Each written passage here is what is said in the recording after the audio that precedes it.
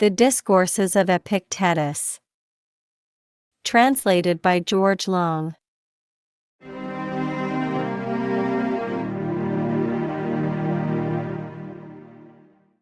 Book 2. Chapter 11. What the beginning of philosophy is.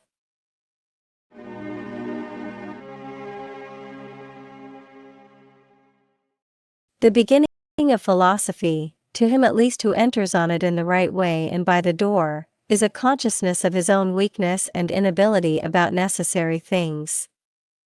For we come into the world with no natural notion of a right-angled triangle, or of a diesis, a quarter tone, or of a half tone, but we learn each of these things by a certain transmission according to art, and for this reason those who do not know them, do not think that they know them.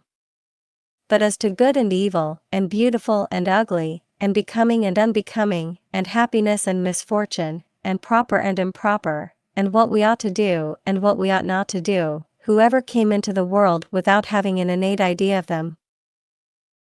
Wherefore we all use these names, and we endeavor to fit the preconceptions to the several cases, things, thus, he has done well, he has not done well, he has done as he ought, not as he ought, he has been unfortunate, he has been fortunate, he is unjust. He is just, who does not use these names? Who among us defers the use of them till he has learned them, as he defers the use of the words about lines, geometrical figures, or sounds? And the cause of this is that we come into the world already taught as it were by nature some things on this matter, topon, and proceeding from these we have added to them self-conceit, oison. For why, a man says, do I not know the beautiful and the ugly? Have I not the notion of it? You have. Do I not adapt it to particulars? You do. Do I not then adapt it properly? In that lies the whole question, and conceit is added here.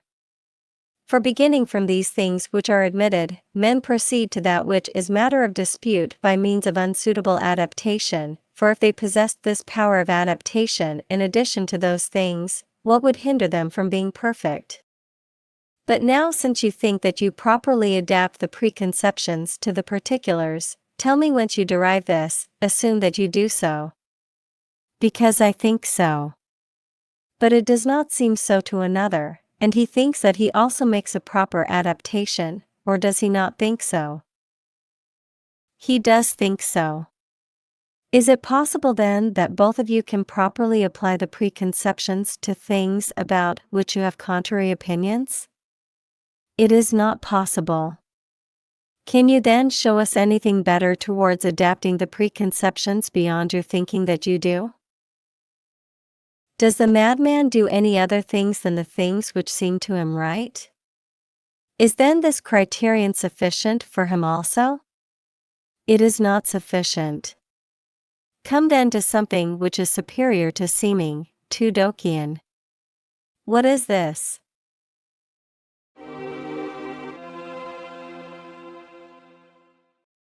Observe, this is the beginning of philosophy, a perception of the disagreement of men with one another, and an inquiry into the cause of the disagreement, and a condemnation and distrust of that which only seems, and a certain investigation of that which seems whether it seems rightly, and a discovery of some rule, kanonos, as we have discovered a balance in the determination of weights, and a carpenter's rule, or square, in the case of straight and crooked things. This is the beginning of philosophy. Must we say that all things are right which seem so to all? And how is it possible that contradictions can be right? Not all then, but all which seem to us to be right. How more to you than those which seem right to the Syrians? Why more than what seem right to the Egyptians? Why more than what seems right to me, or to any other man? Not at all more. What then seems to every man is not sufficient for determining what is, for neither in the case of weights or measures are we satisfied with the bare appearance, but in each case we have discovered a certain rule. In this matter, then, is there no rule superior to what seems? And how is it possible that the most necessary things among men should have no sign, mark, and be incapable of being discovered? There is then some rule. And why then do we not seek the rule and discover it, and afterwards use it without varying from it, not even stretching out the finger without it? For this, I think, is that which when it is discovered cures of their madness those who use mere seeming as a measure, and misuse it, so that for the future, proceeding from certain things, principles, known and made clear, we may use, in the case of particular things, the preconceptions which are distinctly fixed.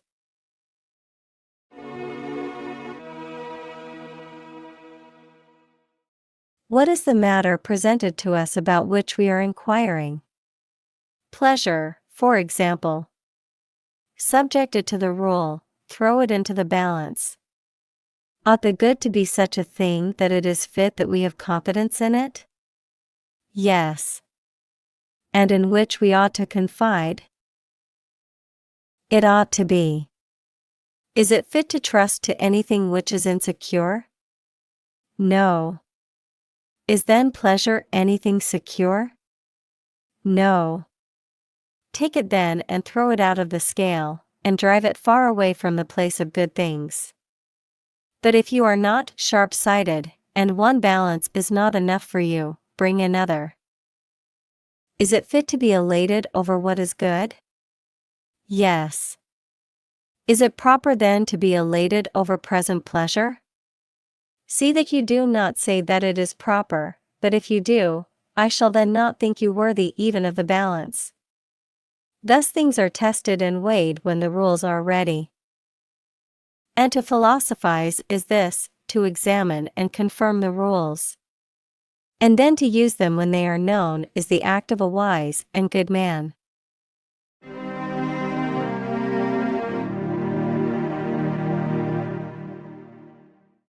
Book 2. Chapter 12. Of Disputation or Discussion.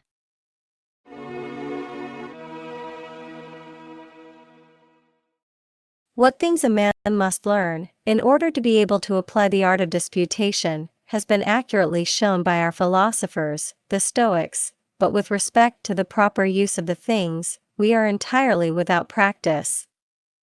Only give to any of us, whom you please, an illiterate man to discuss with, and he cannot discover how to deal with the man.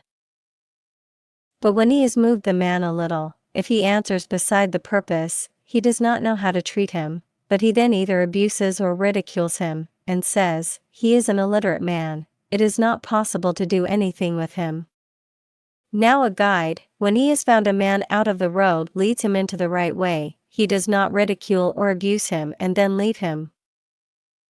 Do you also show the illiterate man the truth, and you will see that he follows. But so long as you do not show him the truth, do not ridicule him, but rather feel your own incapacity.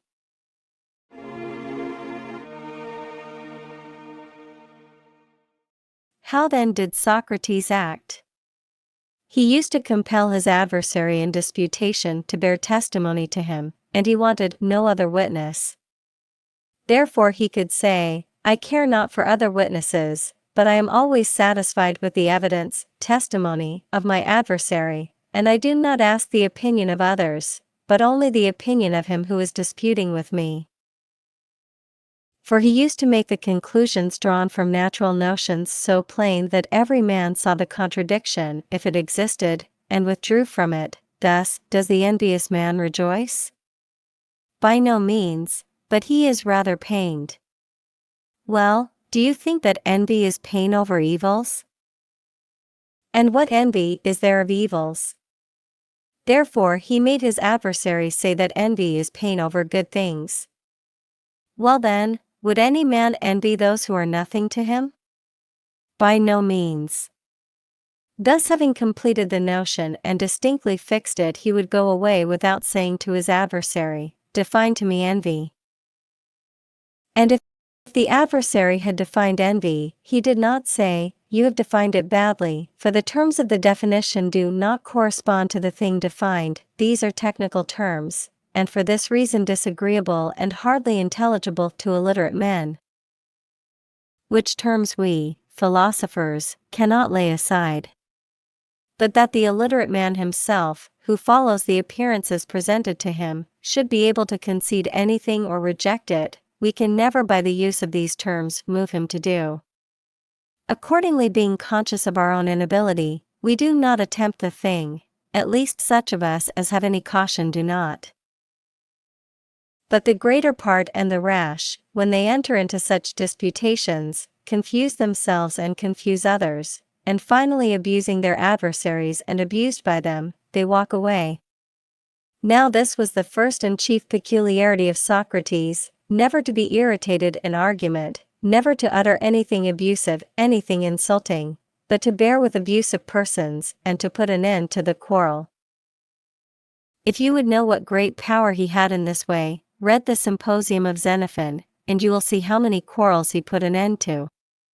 Hence, with good reason in the poets also this power is most highly praised.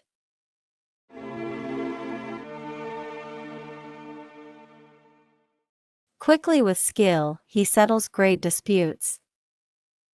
Hesiod, Theogony v. 87.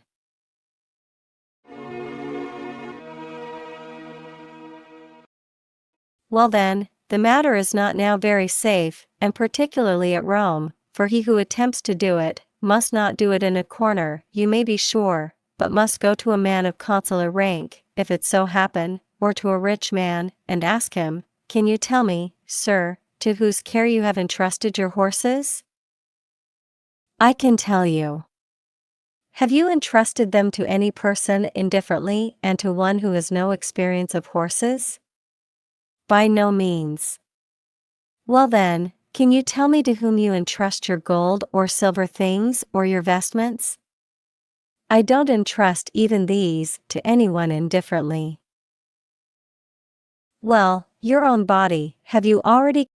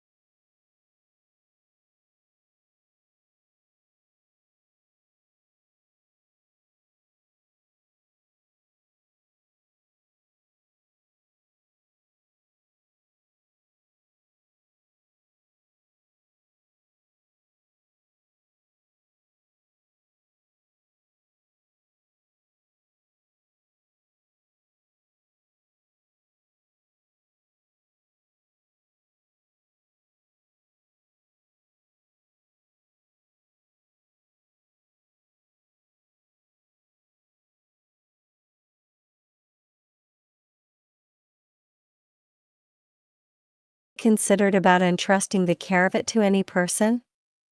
Certainly. To a man of experience, I suppose, and one acquainted with the elliptic, or with the healing art. Without doubt. Are these the best things that you have, or do you also possess something else which is better than all these? What kind of a thing do you mean? That I mean which makes use of these things, and tests each of them, and deliberates. Is it the soul that you mean? You think right, for it is the soul that I mean. In truth, I do think that the soul is a much better thing than all the others which I possess. Can you then show us in what way you have taken care of the soul? For it is not likely that you, who are so wise a man and have a reputation in the city, inconsiderately and carelessly allow the most valuable thing that you possess to be neglected and to perish. Certainly not. But have you taken care of the soul yourself, and have you learned from another to do this, or have you discovered the means yourself? Here comes the danger that in the first place he may say, "What is this to you, my good man? Who are you?" Next, if you persist in troubling him, there is danger that he may raise his hands and give you blows. I was once myself also an admirer of this mode of instruction until I fell into these dangers.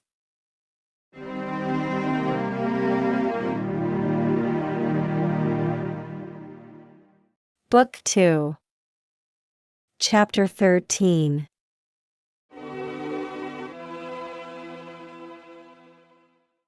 On Anxiety, Solicitude.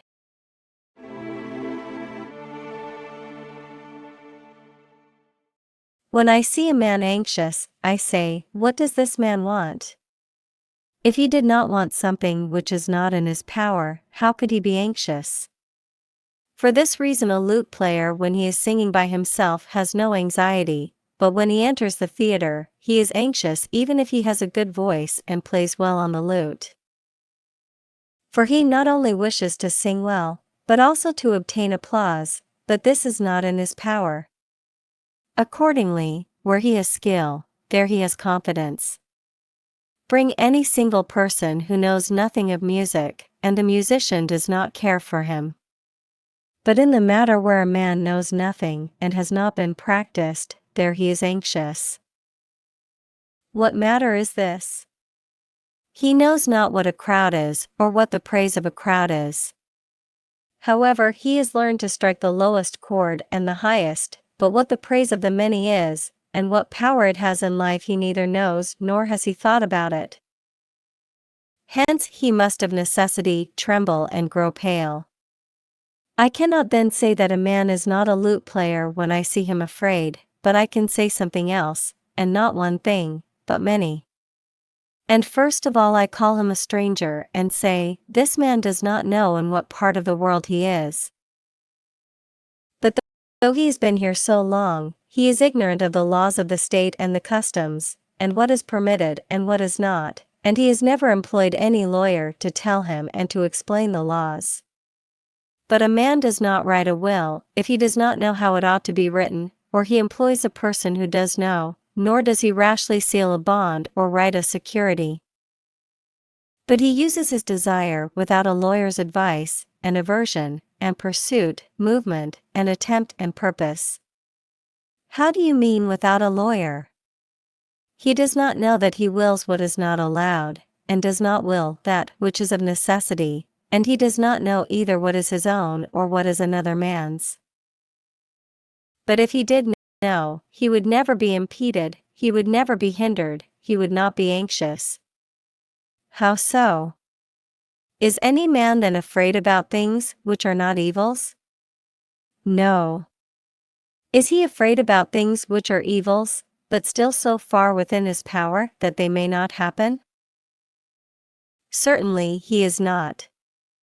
If then the things which are independent of the will are neither good nor bad, and all things which do depend on the will are within our power, and no man can either take them from us or give them to us, if we do not choose, where is room left for anxiety?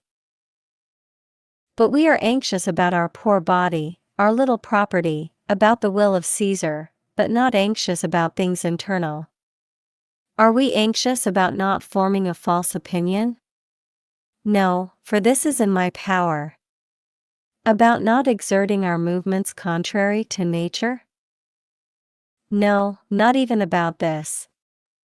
When then you see a man pale, as the physician says, judging from the complexion, this man's spleen is disordered, that man's liver, so also say, this man's desire and aversion are disordered, he is not in the right way, he is in a fever. For nothing else changes the color, or causes trembling or chattering of the teeth, or causes a man to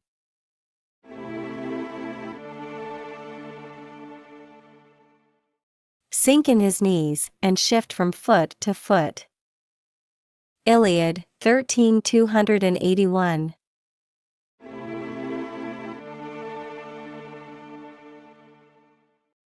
For this reason, when Zeno was going to meet Antigonus, he was not anxious, for Antigonus had no power over any of the things which Zeno admired, and Zeno did not care for those things over which Antigonus had power. But Antigonus was anxious when he was going to meet Zeno, for he wished to please Zeno, but this was a thing external, out of his power. But Zeno did not want to please Antigonus, for no man who is skilled in any art wishes to please one who has no such skill.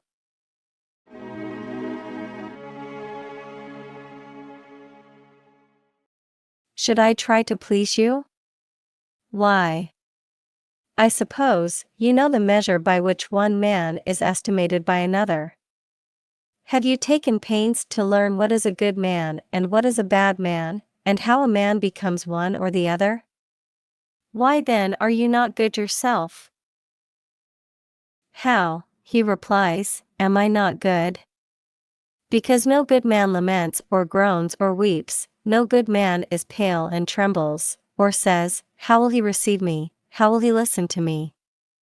Slave, just as it pleases him. Why do you care about what belongs to others? Is it now his fault if he receives badly what proceeds from you? Certainly. And is it possible that a fault should be one man's, and the evil in another? No. Why then are you anxious about that which belongs to others? Your question is reasonable, but I am anxious how I shall speak to him. Cannot you then speak to him as you choose? But I fear that I may be disconcerted. If you are going to write the name of Dion, are you afraid that you would be disconcerted? By no means. Why? Is it not because you have practiced writing the name? Certainly. Well, if you were going to read the name, would you not feel the same? And why? Because every art has a certain strength and confidence in the things which belong to it. Have you then not practiced speaking? And what else did you learn in the school? Syllogisms and sophistical propositions? For what purpose? Was it not for the purpose of discoursing skillfully? And is not discoursing skillfully the same as discoursing seasonably and cautiously and with intelligence, and also without making mistakes and without hindrance, and besides all this with confidence? Yes. When then you are mounted on a horse and go into a plain, are you anxious at being matched against a man who is on foot, and anxious in a matter in which you are practiced, and he is not? Yes, but that person, to whom I am going to speak, has power to kill me. Speak the truth then, unhappy man, and do not brag, nor claim to be a philosopher, nor refuse to acknowledge your masters, but so long as you present this handle in your body, follow every man who is stronger than yourself. Socrates used to practice speaking, he who talked as he did to the tyrants, to the dicasts, judges, he who talked in his prison. Diogenes had practiced speaking, he who spoke as he did to Alexander, to the pirates, to the person who bought him. These men were confident in the things which they practiced. But do you walk off to your own affairs, and never leave them, go and sit in a corner, and weave syllogisms, and propose them to another? There is not in you the man who can rule a state.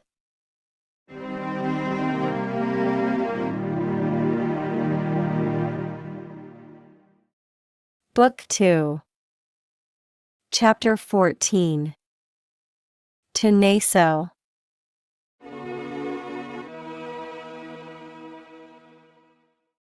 When a certain Roman entered with his son and listened to one reading, Epictetus said, "This is the method of instruction," and he stopped.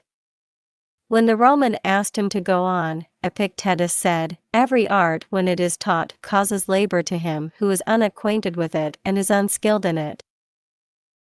And indeed the things which proceed from the arts immediately show their use and the purpose for which they were made, and most of them contain something attractive and pleasing. For indeed to be present and to observe how a shoemaker learns is not a pleasant thing, but the shoe is useful and also not disagreeable to look at. And the discipline of a smith when he is learning is very disagreeable to one who chances to be present and is a stranger to the art, but the work shows the use of the art.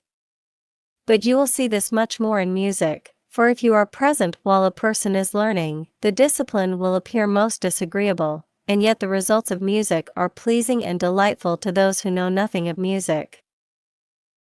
And here we conceive the work of a philosopher to be something of this kind. He must adapt his wish, volition, to what is going on, so that neither any of the things which are taking place shall take place contrary to our wish, nor any of the things which do not take place shall not take place when we wish that they should.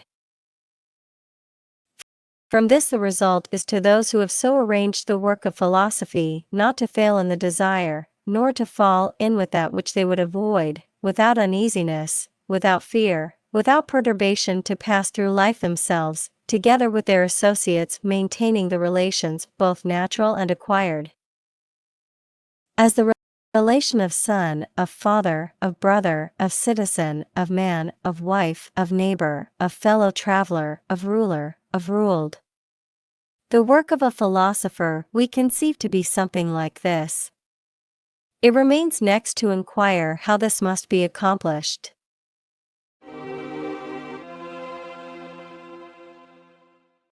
We see then that the carpenter, Tacton, when he has learned certain things becomes a carpenter, the pilot by learning certain things becomes a pilot. May it not then in philosophy also not be sufficient to wish to be wise and good, and that there is also a necessity to learn certain things? We inquire then what these things are. The philosophers say that we ought first to learn that there is a God and that He provides for all things, also that it is not possible to conceal from Him our acts, or even our intentions and thoughts. The next thing is to learn what is the nature of the gods, for such as they are discovered to be, he, who would please and obey them, must try with all his power to be like them. If the divine is faithful, man also must be faithful. If it is free, man also must be free. If beneficent, man also must be beneficent. If magnanimous, man also must be magnanimous. As being then an imitator of God, he must do and say everything consistently with this fact.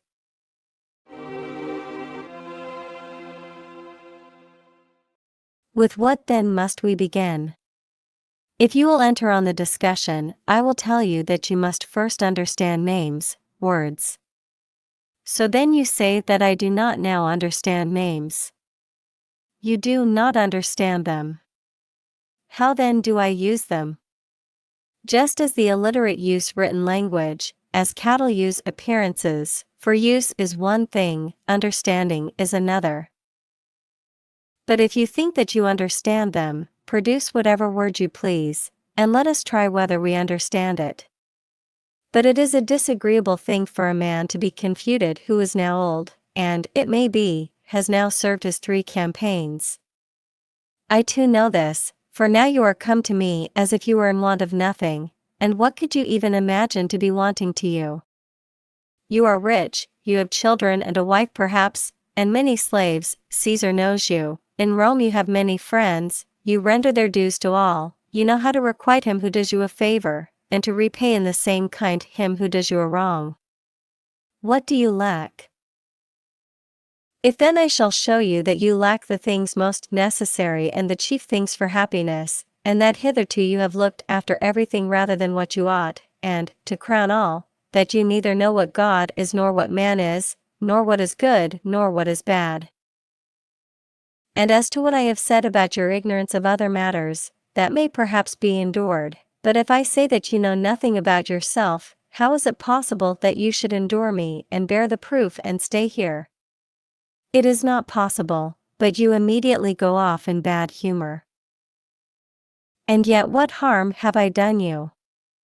Unless the mirror also injures the ugly man because it shows him to himself such as he is, unless the physician also is supposed to insult the sick man, when he says to him, "Man, do you think that you ail nothing? But you have a fever, go without food today, drink water." And no one says, "What an insult!" But if you say to a man, "Your desires are inflamed, your aversions are low, your intentions are inconsistent, your pursuits, movements, are not conformable to nature, your opinions are rash and false," the man immediately goes away and says, "He has insulted me."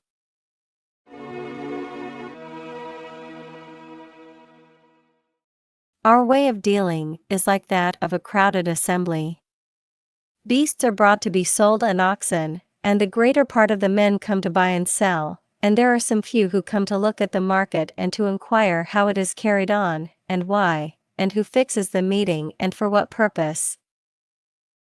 So it is here also in this assembly of life. Some like cattle trouble themselves about nothing except their fodder. For to all of you who are busy about possessions and lands and slaves and magisterial offices, these are nothing except fodder. But there are a few who attend the assembly, men who love to look on and consider what is the world, who governs it. Has it no governor? And how is it possible that a city or a family cannot continue to exist, not even the shortest time, without an administrator and guardian, and that so great and beautiful a system should be administered with such order and yet without a purpose and by chance? There is then an administrator. What kind of administrator, and how does he govern? And who are we, who were produced by him, and for what purpose? Have we some connection with him and some relation towards him, or none? This is the way in which these few are affected, and then they apply themselves only to this one thing, to examine the meeting and then to go away. What then? They are ridiculed by the many, as the spectators at the fair are by the traders, and if the beasts had any understanding, they would ridicule those who admired anything else than fodder.